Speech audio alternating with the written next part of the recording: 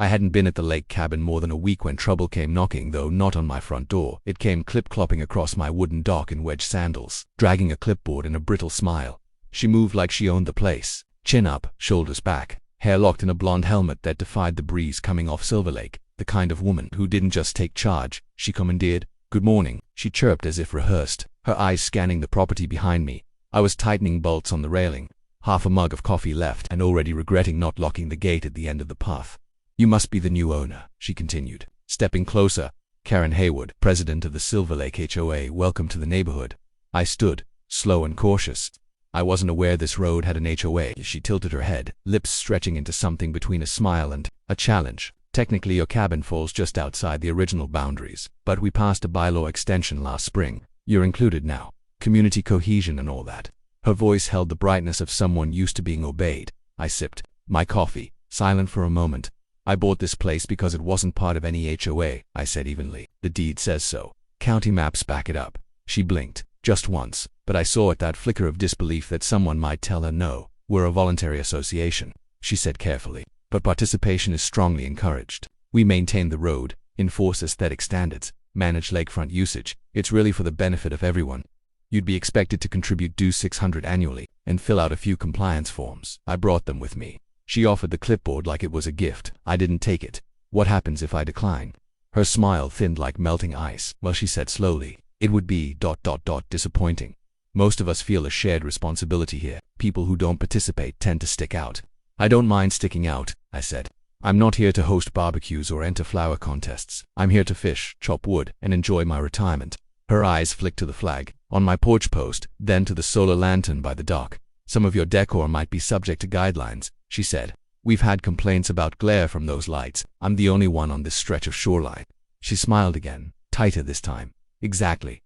The wind shifted. Something colder passed between us. I stepped closer, not aggressive, just firm. "Karen, I respect that you care about this community, but my land is my land. I'm not joining any club, paying any fees, or answering to a group that can't even draw its own boundaries legally." Her jaw clenched. "We'll see how cooperative you stay when the neighborhood isn't so ... welcoming," she muttered, then turned sharply and stormed back up the dock, heels tapping with the rhythm of threat. I watched her go, waited until her Lexus disappeared past the gate, and took a long breath. So much for peace and quiet. But I'd dealt with worse. 10 years in narcotics, 5 in homicide, and the rest unraveling lies in internal affairs. I'd heard more threats than I'd had hot meals. Karen Haywood was nothing new, just another petty tyrant in pearls. What bothered me wasn't her threats. It was her confidence. She believed she could force me in line, and that meant she'd try again. Still, I hadn't come here looking for conflict. I came to retire, fish in silence, and let my bones heal from a career spent chasing the worst of humanity. I didn't want to fight, but I would as I sat back down and tightened the last bolt on the railing. I looked across the water where the mist was starting to lift. Peace shimmered there, just out of reach. I'd fought to earn this life. I wasn't about to let some clipboard queen take it away, not without a hell of a fight.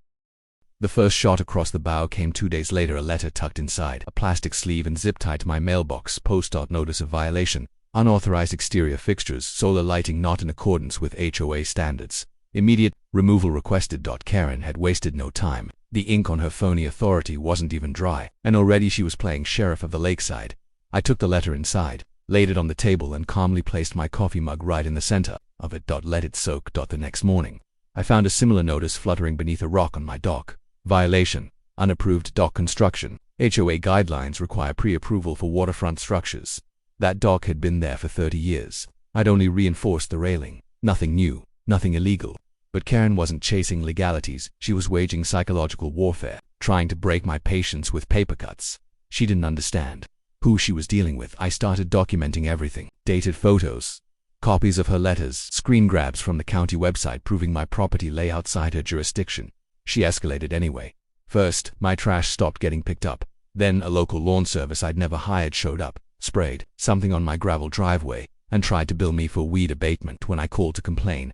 The man on the phone muttered, "Talk to your HOA president." We were told it was mandatory. Karen was extending her reach, bullying local vendors into enforcing her fantasy laws. The final straw came when I found tire tracks pressed deep into my back garden. Someone had driven in overnight and scattered birdseed all over my porch. By morning, the place looked like a Hitchcock sequel. I installed cameras the next day. It wasn't paranoia, it was protocol. And in my line of work, preparation was survival. Then came the confrontation. Saturday morning, I was splitting firewood when I heard footsteps, deliberate, crisp, and entirely unwelcome. I turned to find Karen standing 10 feet from me, 2 HOA board members flanking her like backup singers. One clutched a folder, the other a camera. Karen's lips curled in something meant to be a smile, but missed by a mile. "We've decided to give you a final opportunity to cooperate before formal action is taken." I set down the axe. "Formal action. The board has voted. Unregistered properties like yours degrade the community. If you won't join the HOA willingly, we'll file for annexation with the county and request code enforcement review." I wiped sweat from my brow with the back of my wrist. "Annexation requires county approval and a 2/3 vote by all neighboring property owners." I checked. Karen didn't blink. "We have influence. The board is prepared to pursue legal avenues, and while that's happening, while I can't promise what your time here will look like, it's a close-knit community. People talk. People act." It wasn't a threat. It was a promise wrapped in a veil of diplomacy. I took a breath, measured her words, and delivered mine with clarity. "You're not the law here, Karen, and if you keep pretending you are, someone's going to remind you what a real legal boundary looks like." She chuckled, dry, brittle. "You talk like you know something I don't." "Maybe I do," I said, stepping forward just enough for her board members to shift uneasily.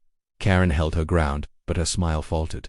"Enjoy your weekend," I added, "and tell your friends to stay off my property. Next time it won't be birdseed they have to explain." She turned sharply, stalking back up the gravel with her entourage in tow. No goodbyes, no witty retort, just retreat, but I saw it, the first flicker of doubt in her eyes. She thought I was just another recluse with a stubborn streak. She hadn't yet connected the dots: the firm posture, the careful surveillance setup, the practiced calm in confrontation.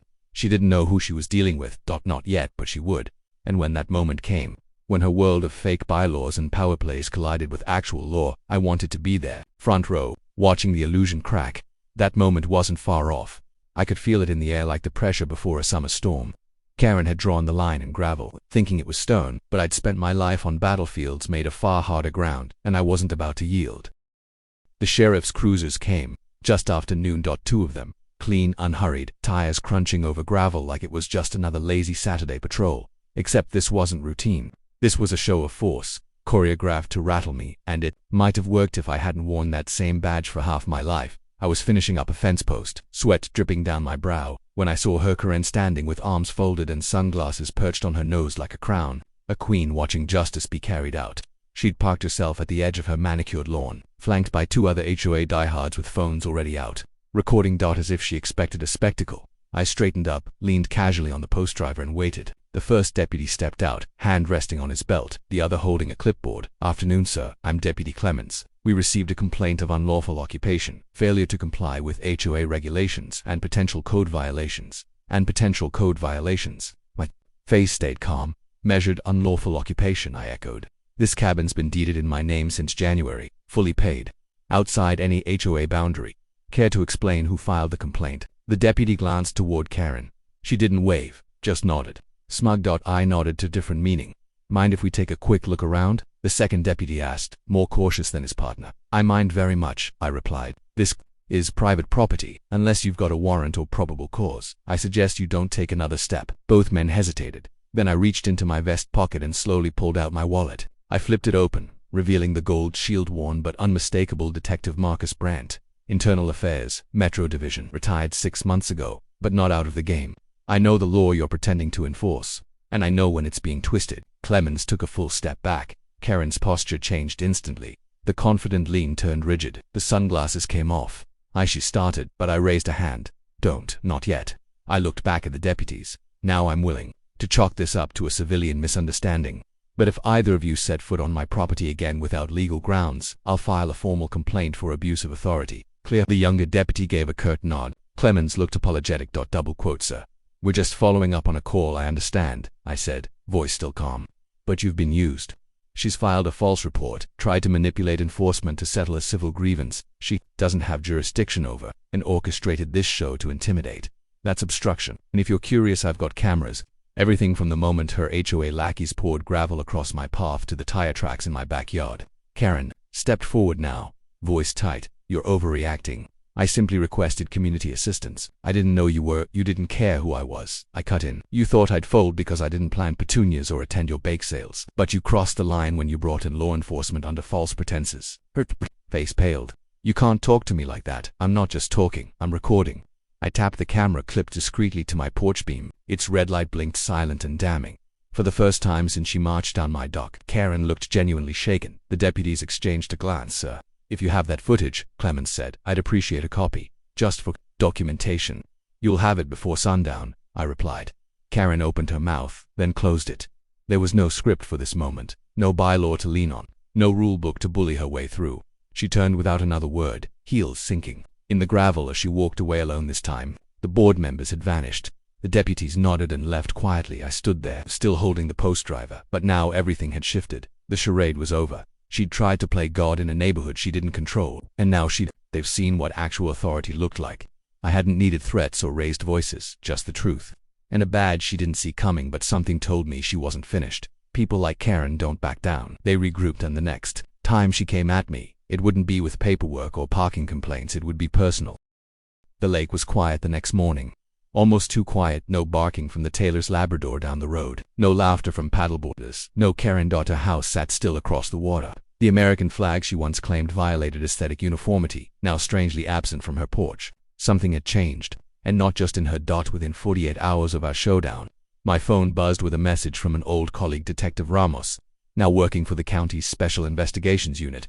"Heard your name come up in a zoning complaint. Figured I'd give you a heads up. We're digging into the HOA. Some red flags." Red flags. I leaned forward at the kitchen table, rereading the text. I knew Karen was overreaching, but if the county was involved, then it meant there was more beneath the surface.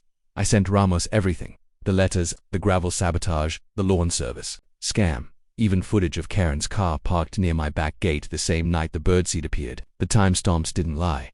Within a week, things moved fast. A subpoena hit Silver Lake HOA's mailbox. Auditors combed through financial records. Rumors spread like wildfire. Misappropriated dues, falsified meeting minutes, private landscaping builders, community beautification. Karen had been running her little empire like a piggy bank. Then came the board. Resignations.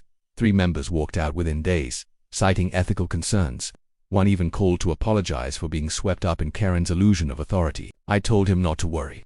It wasn't the first time I'd seen good people follow a strong voice off a cliff. Karen tried to fight it, filed appeals, claimed bias. It claimed victimhood, but her fortress crumbled. I watched her deflate in real time. Her once daily strolls down the shoreline turned into tight-lipped sprints to her mailbox and back. No more clipboard, no entourage, no air of untouchable command. A month later, I got another knock at my door. This one I welcomed. A plainclothed county investigator handed me a thank you letter, official recognition for my help in exposing HOA irregularities. Attached was a statement of restitution being filed against Karen personally for misuse of homeowner funds and community intimidation. It was done. Karen Haywood was officially stripped of her title, fined by the county, and barred from holding any HOA office in the state for 5 years. Not that she'd last another month. The for sale sign popped up on her lawn 2 days later. Her departure wasn't dramatic. No screaming fit, no partying speech. Just a moving van in the morning and silence by sundown. I stood on my dock that evening, watching her car disappear up the hill one final time. It didn't feel like victory, it felt like restoration. The neighbors, once wary of the newcomer who dared defy the queen, became curious. Some waved. One dropped off a pie. Another asked if I'd consider running for a restructured HOA board, though I declined politely. Peace was what I'd come for, not politics. I added a second flag to my porch, this one with a blue stripe across black, quiet tribute to my past, and a reminder to Karen's ghost that I hadn't needed aggression to win, just facts, patience, and the steady hand of someone who'd seen far worse. As summer settled in, Silver Lake began to breathe. Again, no more surprise violations, no more HOA spies crouching in the bushes, which is community, the way it was meant to be. One morning, while sipping coffee on the dock, I noticed a folded piece of paper tucked beneath a rock. For a second, my gut tensed, but it wasn't a complaint. It was a note, neat handwriting, no name. "Thank you for standing up. We were all too afraid to. You reminded us that power only matters when it's legitimate." I smiled, folded it up, and tucked it in my jacket. Karen had come for control, for compliance, for blind obedience, but I'd come for peace. And peace never bows.